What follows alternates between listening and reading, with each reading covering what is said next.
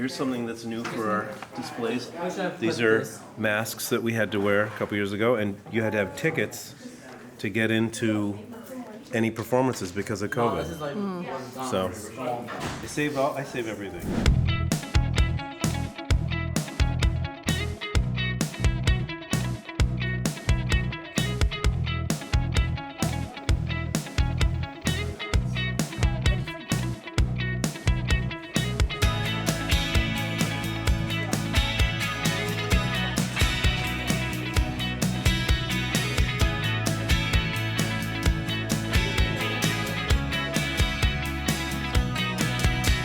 When I first got here, they didn't do this. They would have homecoming, but there was no reaching out to the alumni, at least not that I am aware of. Maybe they did it, well before I got here, but nothing that I knew about. And I found some old things, and I thought, well, we should try to have an alumni band get together. It's homecoming, and then we started putting together some displays of older stuff, and then we just started accumulating more and more and more. She's married to Eddie. She was just here. We have a variety of things. Yearbooks that we get, those are stored up in the library, so we can just pull those from the library. But everything else we store here. We have lots of different uniforms from different eras, some before I got here, a lot before I got here, and some since I've been here. We have tons of photos and pictures, trophies, plaques, and other mementos that we've accumulated over the years. Again, some from before my time and a lot since I've been here, since we've done a lot over the last 30 years.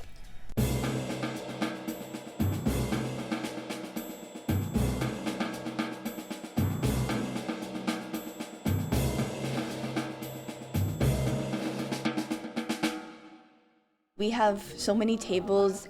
Took us about 2 hours to set everything up, going through just old pictures and boxes of awards and everything. So it's pretty big. Oh my gosh, and that's the firing squad. Remember this story I wanted to tell you about the older guys that used to do the firing squad? Yeah. When they would fire. That's them. It's a lot, trying to organize everything by dates, going back and all right, this is 2001, 2009, this is 1997, okay. And going, especially all the posters behind you. Trying to order them was a pain.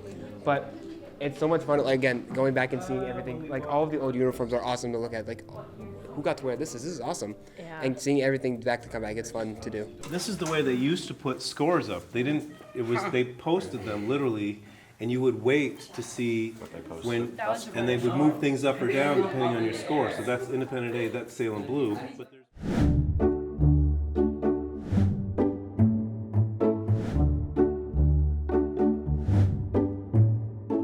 this table is full of a lot of the biggest things that the entire band has done over the years, some of them with me and some before me. This is from a shot of the band when we did the Tournament of Roses parade in Pasadena, California. And believe it or not, yes, you can smell the flowers when the floats go by. You can actually smell it. That band had 205 members in it. Had a good time. That's a 5.5 mile parade, so we were tired at the end. This one here, this is another great story. This is the band performing at the inauguration of Ronald Reagan. And the story with that one is Ronald Reagan was in Salem High School in the TV studio and for a campaign type event. Before, I think he was just a candidate, wasn't even the main candidate yet. And somebody from the audience, of course, asked, well, Mr. Reagan, if you ever get the position of president, are you going to invite the Salem band to be in your parade? And of course, being a good politician, he said, of course I am. And later on, all of a sudden he gets elected, and of course, I'm sure he didn't remember that particular event because he probably did lots of those events.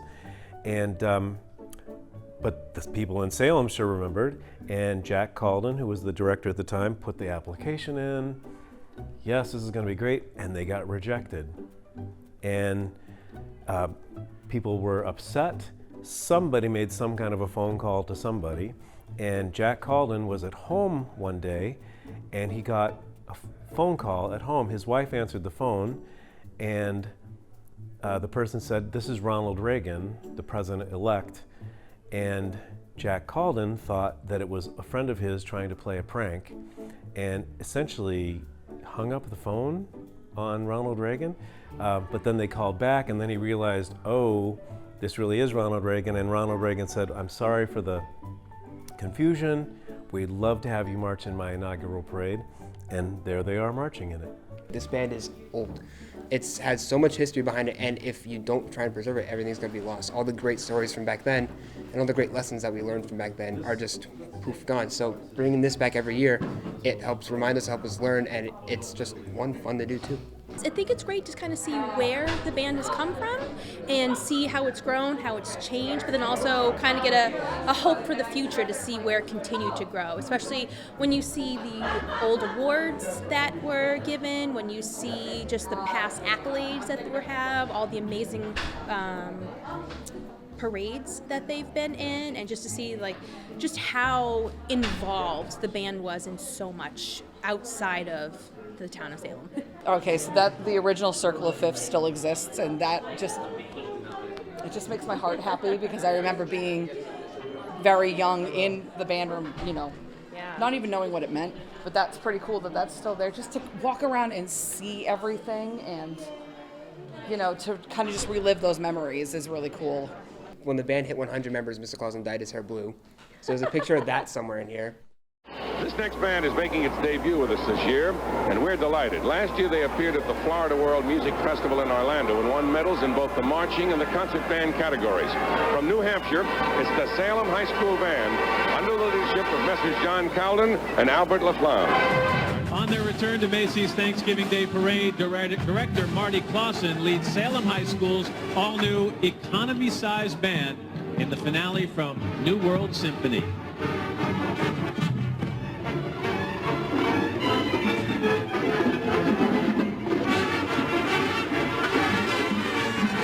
Well, we have been in lots of things.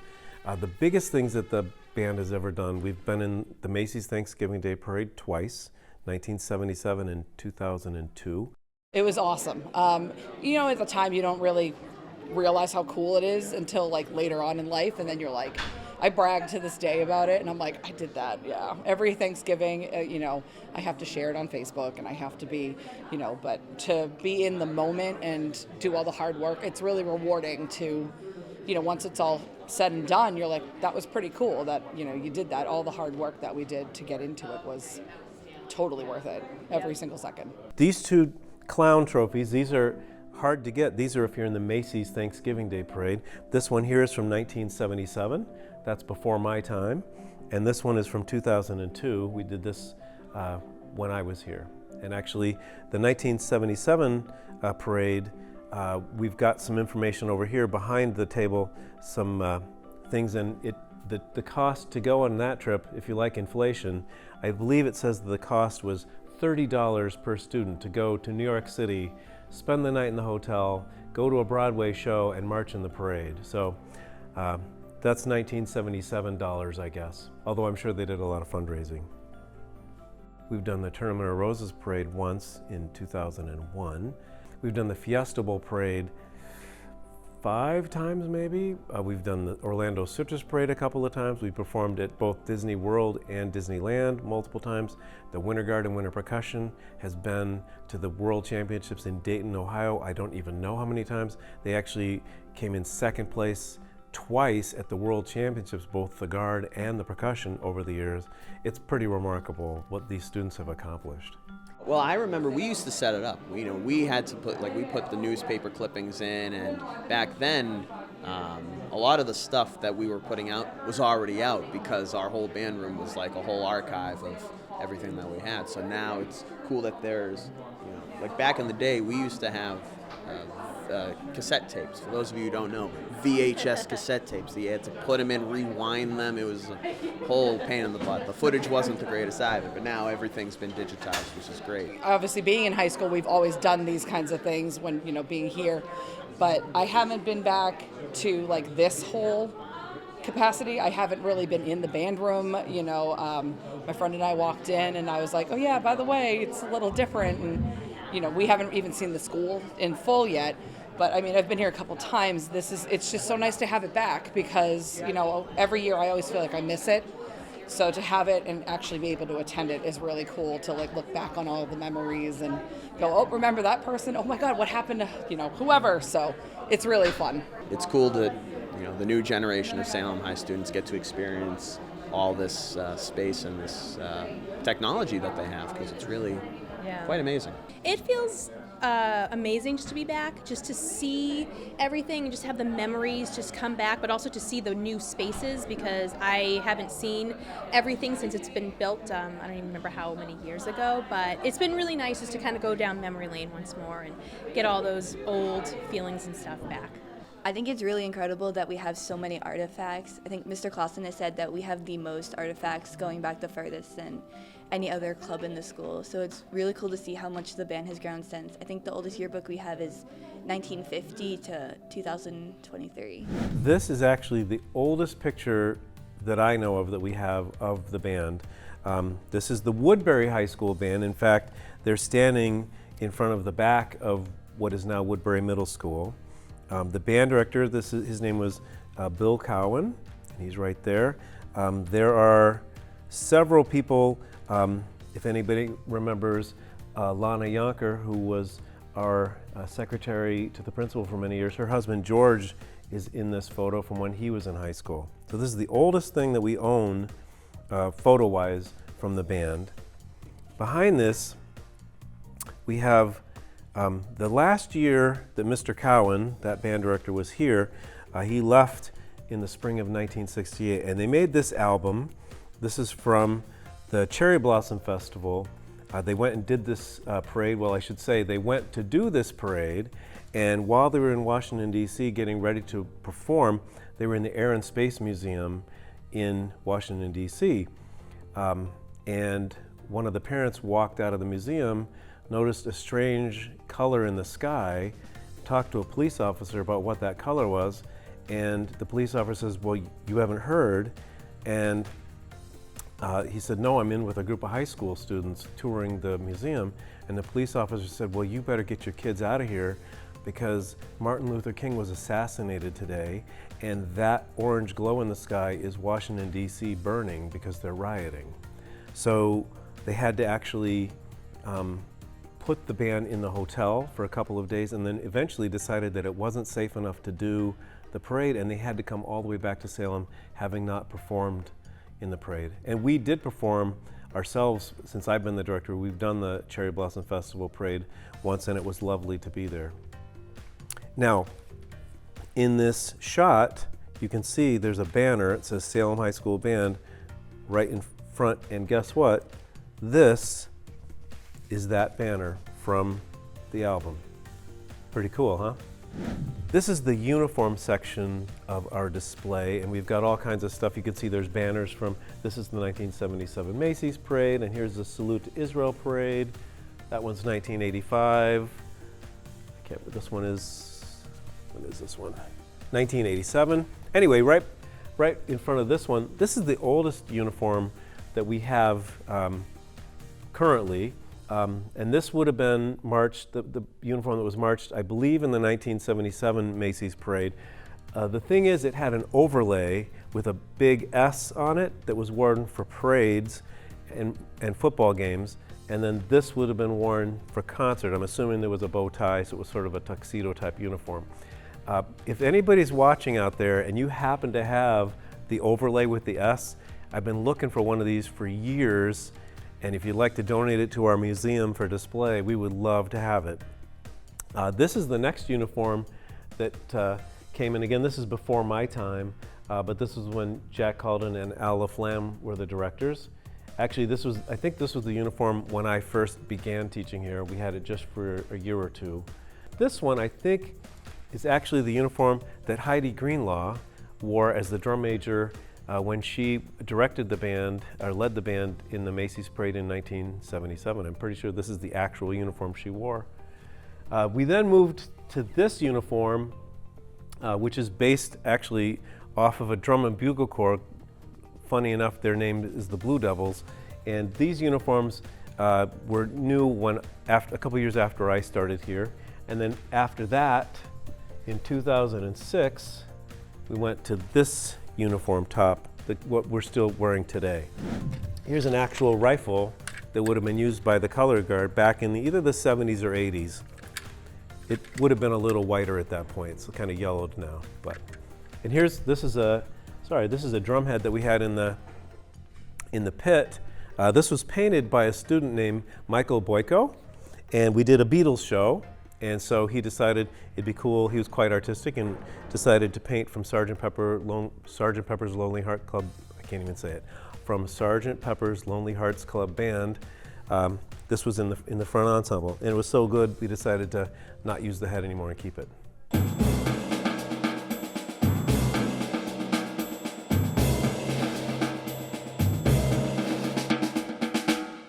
This little area is kind of color guard and winter guard uniforms. I'm actually holding, we also have a whole trophy table. This is actually when they won the silver medal in Dayton at WGI. This one happens to be from 2009, second place at World Championships, and this would be the color guard. But we also have tons of different uniforms for winter guard and winter percussion. The uniforms change every single year. This was the first fall guard uniform when I started teaching here. This uniform was has been used for both winter and fall. We used it for winter originally. This is a winter percussion uniform that's been used a couple of years ago, quite a few years ago now actually. Here's another percussion uniform. The show was called Space Train, so it kind of looks like a spacesuit, I guess. Space Train. This one here has sort of a Spanish flair to it, and the show was actually kind of about bullfighting. It was a color guard show. And anyway, it keeps going on and on. Just, you got to come and check it out, and you can probably find one of the uniforms that you might have worn at one point.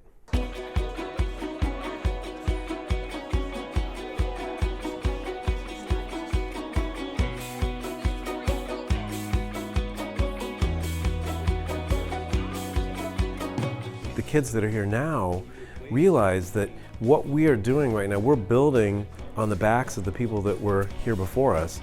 And I just think it's really cool to know that you're part of a group that's done all of these amazing things.